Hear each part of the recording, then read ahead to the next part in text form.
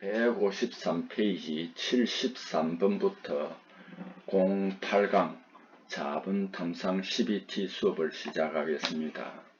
자, 그러면은 8강 자분 탐상 CBT 수업을 시작하겠습니다. 73번 침투 탐상법 및 침투 지시 모양 분류 KSB 0816에서 특별 규정 없는 한 탐상장치, 여기서 말하는 탐상장치라는 것은요, 침투조, 유화조, 세척조, 현상조, 건조장치 등을 말합니다. 이 탐상장치를 사용하지 않아도 되는 탐상법의 기호인 것은 VCS입니다. 이 VCS는 용재 제거 염색 침투 탐상입니다. 그리고 속건식 현상을 합니다. 이 방법이요, 가장 편리하고 가장 간단하게 쓰일 수 있습니다. 쉽게 예를 든다면은 야외에 있는 그 다리에 그 철판 부분이 부식이 되었는지 안 되었는지 알아보기 위해서 우리가 침투 비파괴 검사를 하려면은 뭐를 하냐면은 용재 제거 세척의 캔 통하고, 그 다음에 염색 침투 탐상제 캔 통하고, 속건식 현상제 캔 통 3개 하고, 헝겊이나 킴 타월즈, 종이 타월을 준비해 가면은 어디에서든지 할 수 있습니다. 그래서 이게 굉장히 간편하고 가장 많이 쓰입니다. 자, 그리고 73번에 기호 나와 있는 걸 우리가 다시 한 번 더 복습을 해 봅시다. FAW라는 것은 A부터 먼저 읽습니다. 수세성, 앞으로 가서 F는 형광침투 탐상, 그 다음에 하이픈 D의 W는 습식법입니다. 그리고 수현탁성입니다. 이렇게 읽어야 됩니다. 그 다음에 FBD는 B가 뭐냐면은 후유화제입니다. 후유화제라는 건 뭐냐면은 침투제를 사용하고 나서 이 바로 유화제를 투입하기 때문에 후유화라고 합니다. 그래서 이거 B를 먼저 읽습니다. 후유화성, 앞으로 가서 형광침투 탐상, 형광침투 탐상입니다. 그런데 후유화제도 기름 베이스 유화제와 물 베이스 유화제가 있습니다. B는 기름 베이스 유화제입니다. 그래서 기름 베이스 유화제를 하고, 그 다음에 하이픈 D, T가 있습니다. 이것은 건식 현상법입니다. 그 다음에 VBW는 여기 B가 있으니까 후유화성 염색 침투 탐상, 기름 베이스 유화제입니다. 그리고 W, 하이픈 D에 있는 W는 습식법이고 수현탁성입니다. 이렇게 읽으면 되겠습니다. 74번 구리의 납을 28 내지 40%, 나머지는 뭐 여러가지 성분이 있는데 성분이 주 성분이 아닙니다. 여기에 주 성분은 구리의 납입니다. 이게 주 성분입니다. 이거는 굉장히 많이 나온 문제입니다. 뭐냐면 고속 회전용 베어링용 등이 사용되는 합금은 켈밋 메탈 또는 켈밋 합금이라고 많이 언급이 되었습니다. 많이 등장을 했습니다. 알아두시면 되고요. 콜슨 합금, 콜슨 합금은 구리 니켈 SI 합금입니다. 구리 니켈 SI 합금입니다. 구리 니켈 SI 합금입니다. 콜슨 합금입니다. 이 콜슨 합금은 어떻게 CA 합금, C 합금이라고도 합니다.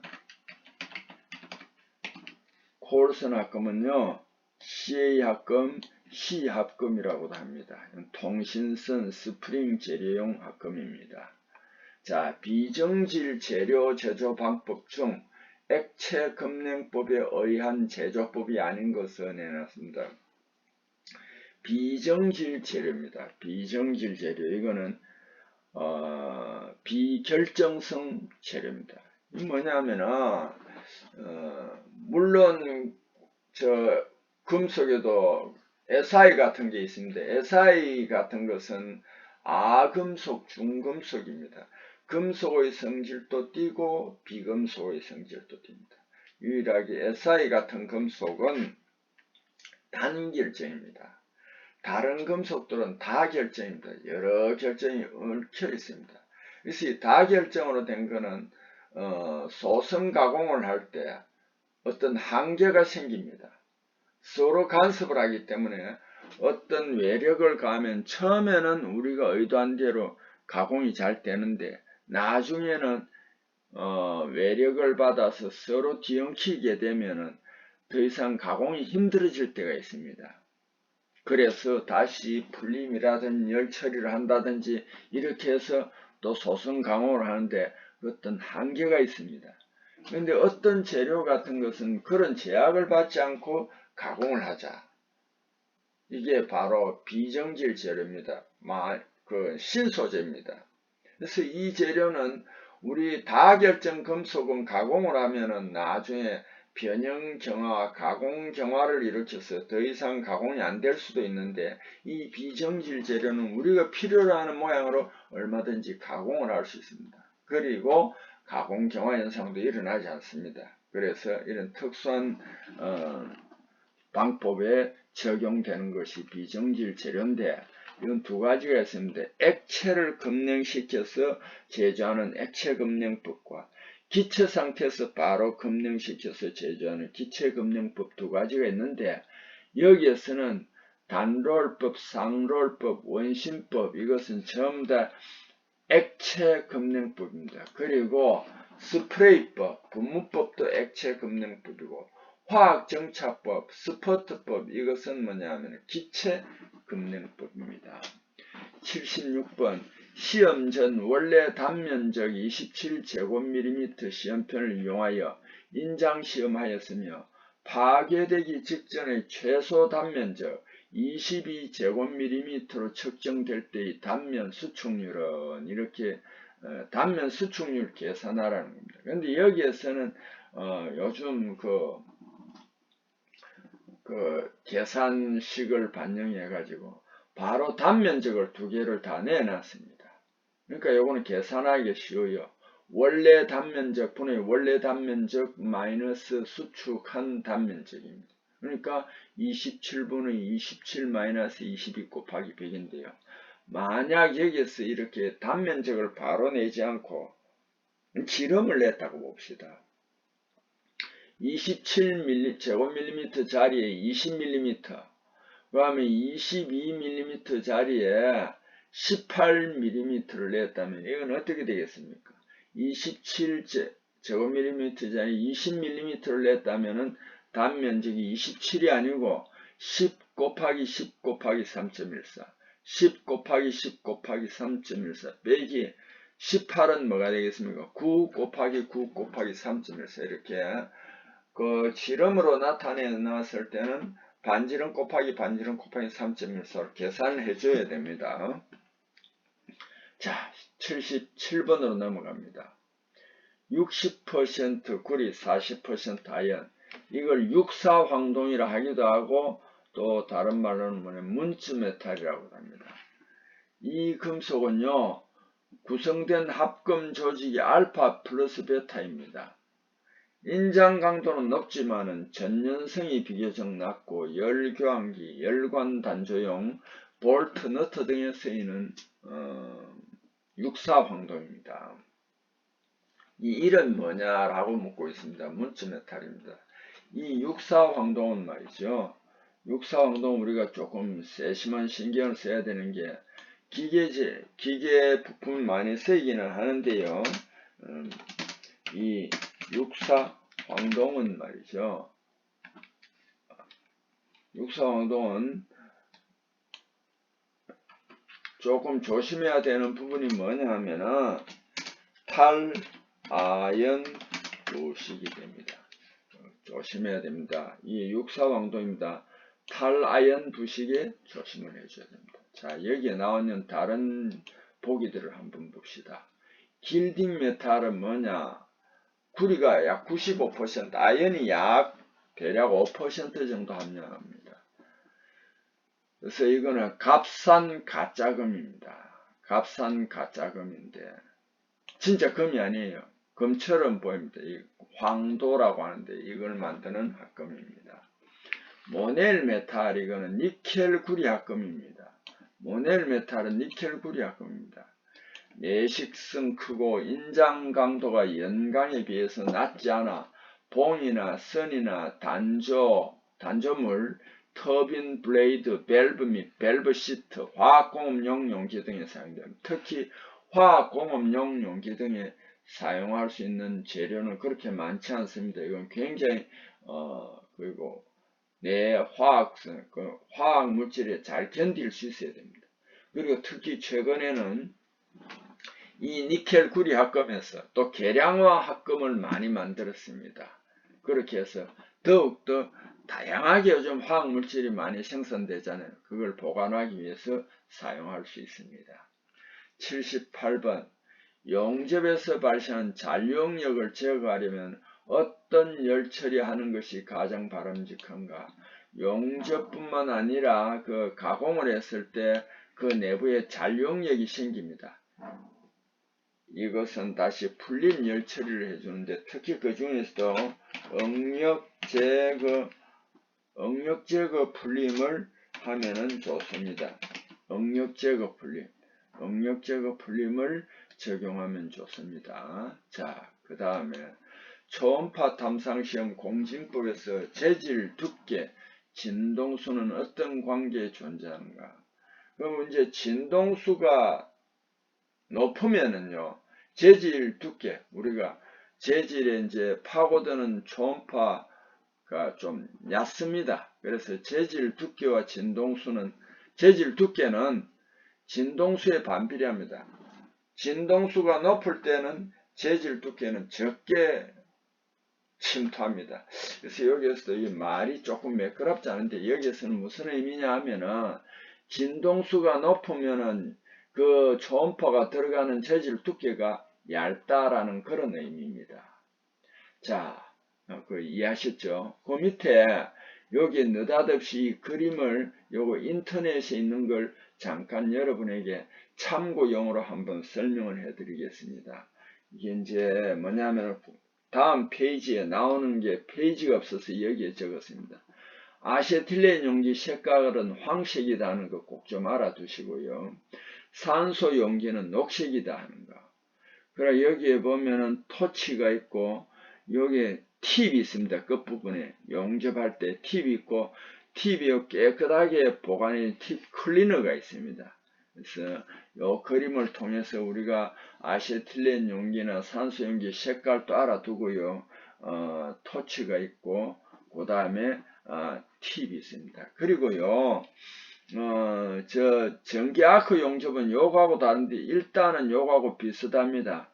웰딩 홀더가 있고 거기에서 용접봉, 여기는 용접봉인데 용접봉을 집어서 용접하는데 이용하는 것이 웰딩 홀더가 있습니다. 그 웰딩 홀더가 여기에서 말하는 토치와 비슷합니다. 그래서 요 그림은 뭐 여러분 책에는 없지만은 인터넷에서 잠시 이렇게 참고를 한 것입니다. 그래서 알아두면은 여러 가지 도움이 될 겁니다. 자, 그 다음 페이지로 넘어가겠습니다. 154페이지입니다. 방사선 투과 시험에서 공업용으로 쓰이는 X선 발생장치 초점 크기는 이런 부분이 여러분이 굉장히 난해할 겁니다. 왜냐하면은 여러분이 지금 방사선을 뭐 깊이 있게 공부한 것도 아니고 물론 나중에는 이 관심이 있는 사람이 자격증을 딸 수는 있겠죠. 그죠? 그럴 때는 이제 또 깊이 있게 공부할 수는 있겠는데 그리고 이 X선 발생장치 초점 크기를 계산식으로 딱 계산할 수 있는 것도 아닙니다. 그래서 요거는 규격질이 약 2.5mm로 되어 있다라는 것 정도를 알아두면 되겠습니다. 초음파 진동자가 만드는 음장의 설명 중 적합한 내용인 것은 초음파의 음장, 그 음이 나타나는 그 구역을 말합니다. 음장이라고 하는데, 가까운 거리에서는 물론 초음파가 좀 세게 나오겠지요. 그런데 이 초음파 진동자의 음장은요, 가까운 거리를 우리 뭐라고 하냐, 근거리 음장이라고 합니다. 이곳에서는 오히려 결함 같은 게 잘 찾아지지 않습니다. 불감대가 존재합니다. 그래서 우리 초음파는 표면 결함에 잘 적용을 못하죠. 그죠? 그래서 초음파는 가까운 거리에서는 근거리 음장에서 불감대가 존재한다는 거 알아두세요. 그래서 여기에서 가까운 거리에서 복잡한 모양 나타내기 때문에 그 결함을 찾을 수 없습니다. 근데 먼 거리에서는 비교적 단순하지만은 또 먼 거리로 가면 초음파가 이렇게 지향각이 있어가지고 흩어져 버릴 수도 있습니다. 근데 여기서 먼 거리라는 아주 먼 거리를 말하는 건 아닙니다. 그래서 이 초음파가 비교적 단순해야만 에코로 나타날 수 있는데 복잡할 때는 이게 나타나지 않는다. 이런 특징을 여러분 이해해 주십시오. 자, 용접 79번 용접 공정에서 용접 균열은 어느 경우에 가장 많이 발생하느냐 하면은 고탄소강일 때는 그게 탄소도 일종의 이제 녹을 때 이제 불순물이 됩니다. 그 고탄소강에서 이제 용접봉을 넣으면은 이게 반응을 합니다. 그러면은 공기와도 접촉하고 해가지고 탄소도 고탄소니까 일정 부분 탄소가 뭐 산화가 되거나 이렇게 하면은 그 용접봉 안에도 그 석회석이나 이런 게 좀 들어 있습니다. 그러면 여기서 뭐가 되느냐 하면은 슬래그가 되고, 이게 이제 용접비드가 거기에 쌓여 있을 때 용접비드가 이제 그 용접봉이 많은 오고 가지고 이제 비드가 두껍게 쌓일 때 이게 이제 수축을 하면은 용접이 끝나서 수축할 때는 이게 뭐냐면 균열이 발생하기 쉽습니다. 자, 가스 용접 보호구 및 공구에 속하는 기구 및 장비로 틀린 것은 해놨습니다. 보호 안경은 아크 용접할 때도 반드시 써야 됩니다. 그 다음에 토치라이터, 조금 전에 봤습니다. 팁 클리너, 이런 것은 다 이제 용접기에 조금 전에 그런데 있는데, 웰딩 홀더는 가스 용접이 아닙니다. 웰딩 홀더는 아크 용접할 때 용접봉을 잡아 전류를 통하게 하는 기구입니다. 이게 감전이 되면 안 되기 때문에 웰딩 홀더도 점검을 잘 해야 됩니다. 이거는 전기 아크 용접이다. 가스 용접이 아닙니다. 80. AW300인 교류 아크 용접기 규격상 전류 조정 범위로 가장 옳은 것은, 이것도 제가 저 자신도 상당히 좀 찾기가 어렵더라고요. 그래서 여기 보니까 60 내지 330 암페어다. 이런 정도로 알아 주셔야 합니다. 자, 강용접부 피닝 주목적으로 가장 합당한 설명에 속하는 피닝이라는 용어가 나왔습니다. 이 뭐냐면 용접 표면에다가 소성 변형을 가합니다. 그러면 인장 응력을 완화합니다. 이제 용접부 이제 인장 응력을 완화해 가지고 균열을 방지해 줍니다. 피닝이. 그래서 용접부의 잔류 응력을 완화하고 그 다음에 변형을 방지하는 겁니다. 잔류 응력을 완화하고 변형을 방지하기 위해서 피닝 처리를 한다. 이것도 일종의 열 처리에서도 피닝이라는 용어가 나옵니다. 자, 탄산가스 용접 시 와이어 돌출 길이가 적당하여야 용접이 잘 된다. 용접 전류 200A 미만일 경우 다음 중 몇 밀리미터 이하가 적당한가? 이것도 이렇게 규격에 나와 있습니다. 200A 미만일 때는 와이어 돌출 길이가 10 내지 15mm입니다.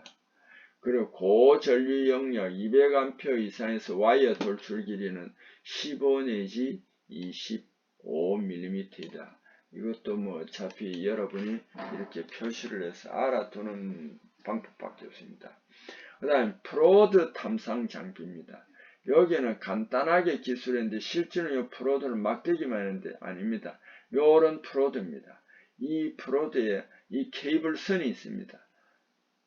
그래서 두 개 다 케이블선이 있어가지고 여기 뒤에 이 전류 조정하고 이 용접기 뒤에다가 연결을 합니다. 그리고 이 두 개를 여기에 세웁니다. 그리고 프로드는요, 이 프로드 간격에 따라서, 그 다음 이 시험편의 두께에 따라서 용접 전류를 산출해야 됩니다. 그렇게 해서 여기에서 온을 돌려서 전류를 이 계기가 있죠.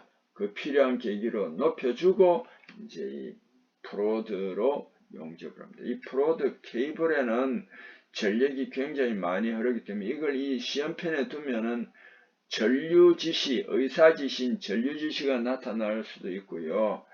그 다음에 여기에 이걸 두 개, 여기에 프로드를 두 개 눌러서 했을 때는 잘못하면은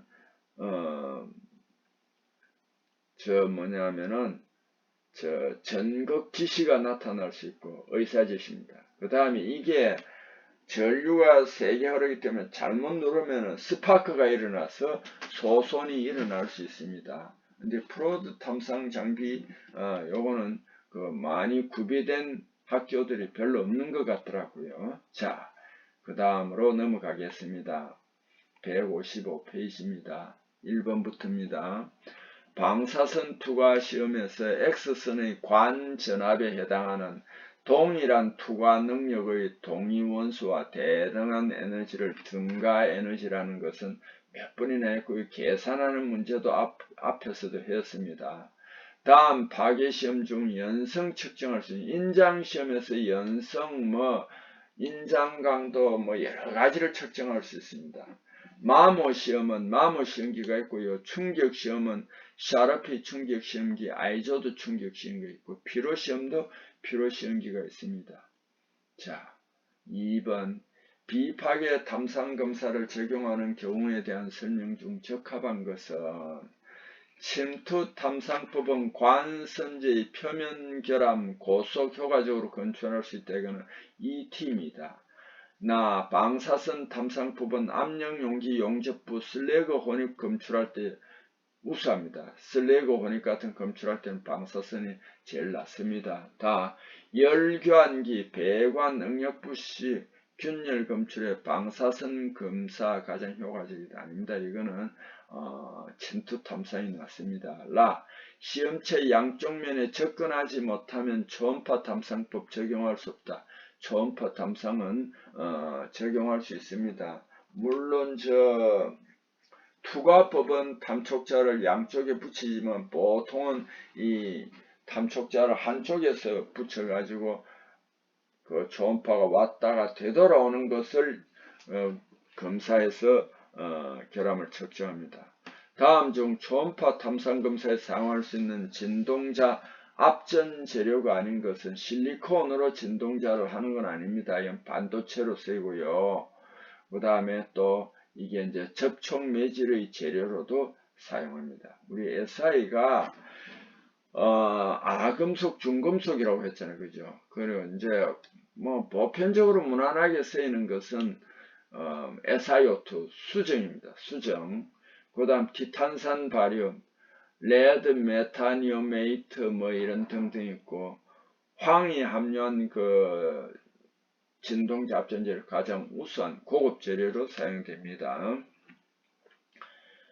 자, 3번 자속밀도 B와 자력세기 H의 관계식으로 옳은 것은 이거는 B는 μ 곱하기 H입니다. 이걸 정확하게 알아두어야만 여러분요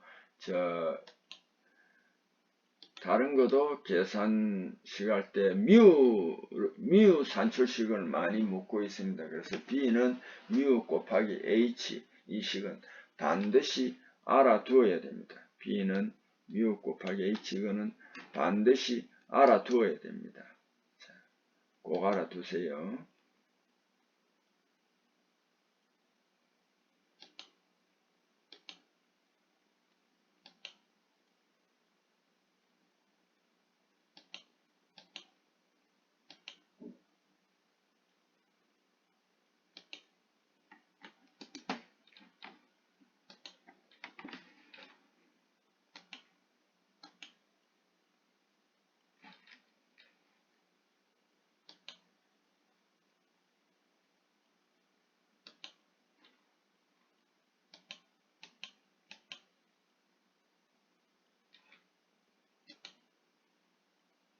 자, B는 μ 곱하기 H는 꼭 알아두십시오. 자속 밀도는 B입니다. μ 곱하기 H고 μ는 또 H분의 B입니다. 기호 자속 밀도는 B로 보통 표기합니다. 단위는 MKS 국제 규격 단위일 때는 웨버 퍼 제곱미터와 테슬라 두 개를 씁니다. 요거는 숙제가 같습니다. CGS일 때는 G 가우스를 씁니다. 그럼 자속은 뭐냐면 기호 파이를 씁니다. 단위는 MKS SI일 때는 웨버고요. CGS일 때는 맥스웰입니다. 투자율은 기호는 μ고 단위는 MKS SI일 때만 H per M입니다. 자, 그 다음에 X선을 시험체에 쪼여서 결정 내의 원자 구조를 조사하며 응력 측정이나 결정입도 측정과 같은 품질 관리나 재료 시험이 가능한 것은 X선의 어떤 특징을 이용하지. 이것은 회절 특성입니다. X선의 회절 특성 요거 알아두시고 여기서 브래그의 법칙이 또 적용될 수 있습니다. 지금 여기는 아직 브래그 법칙이 안 나오는데 이제 상가감수를 이용해서 하는 브래그 법칙에도 이용됩니다. X선 회절을 다시 봅시다. 시료에 조사한 X선 이게 뭐를 조사하느냐면 결정 종류나 구조에 의해 산란 X선 강도나 회절 각도가 변하는 것을 이용해 가지고 결정 구조, 방해의 결정 등을 행하는 분석법입니다. 응력 측정이 널리 행해지고 있습니다. 이게 이제 브래그 법칙도 여기에 나올 수 있습니다. 자, 다음 페이지로 넘어가겠습니다. 156페이지입니다.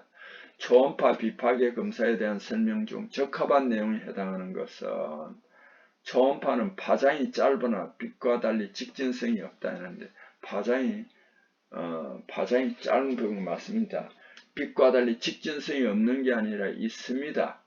물질 내의 원거리에서도 초음파는 강도가 있잖아요. 원거리 음장, 불감대라고 했잖아요. 그죠? 그래서 가와 나는 틀렸습니다. 다 고체체의 경계면에서 초음파는 반사, 굴절 등의 특성이 존재합니다. 그래서 우리는 뭐를 하냐면은 그 스넬의 법칙을 적용합니다. 맞습니다. 초음파 전파 속도는 전달되는 물질 종류와 초음파 종류와 관계없이 일정한 것이 아닙니다. 다릅니다. 여기에 나와 있네요.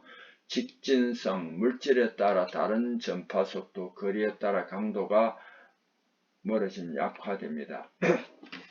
5번 와젤류 탐상시험 ET, ECT 이걸 전자유도 시험이라고도 하죠. 와젤류 탐상시험, 전자유도 시험을 할 때 시험 부위의 두께의 변화에는 전도도의 영향을 감소시킬 수 있는 가장 적합한 방법은 여기에서 시험 주파수에 따라서 이 전도도의 영향을 감소시킬 수 있습니다.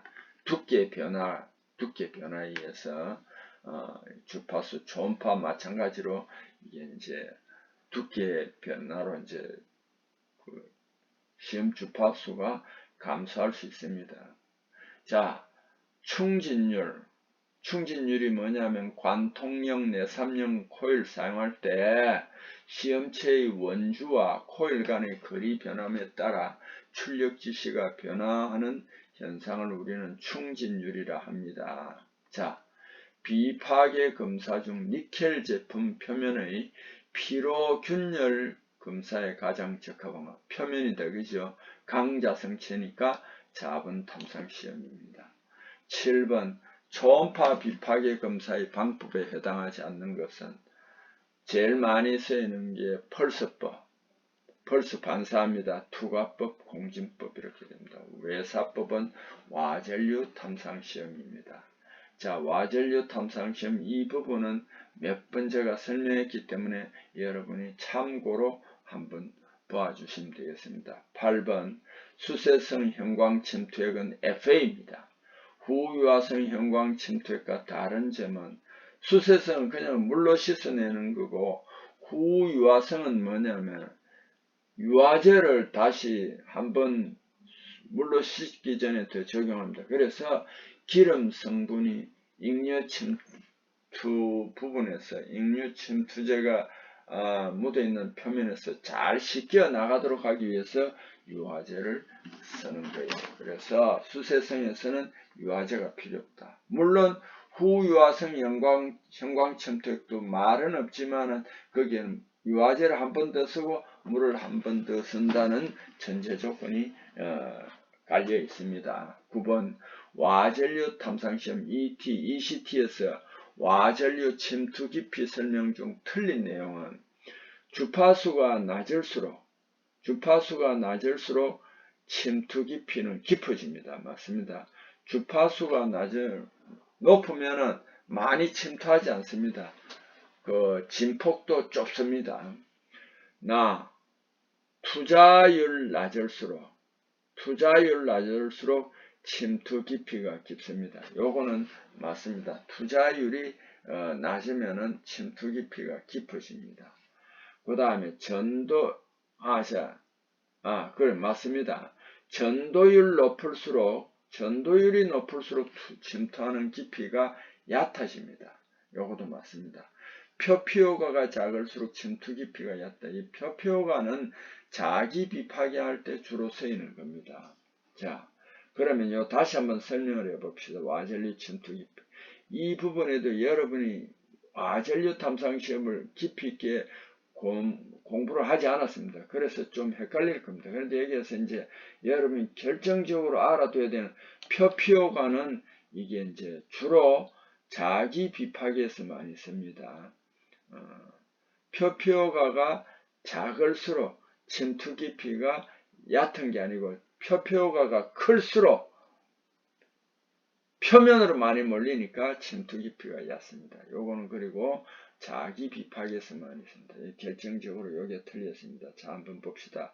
와전류 침투 깊이 높은 전도도 값을 가진 재료에서 이동하는 와전류는 표면 결함 탐지할 때 높은 전도도는 감도가 더 좋습니다. 높은 전도도는 전도율이 높은 거는 감도가 더 좋지만 재료에 덜 침투하며 그 다음에 검사 주파수 높을수록 표면 근처 이게 왜냐하면 와전류는 표면 근처 표면이 증가합니다. 그래서 요거는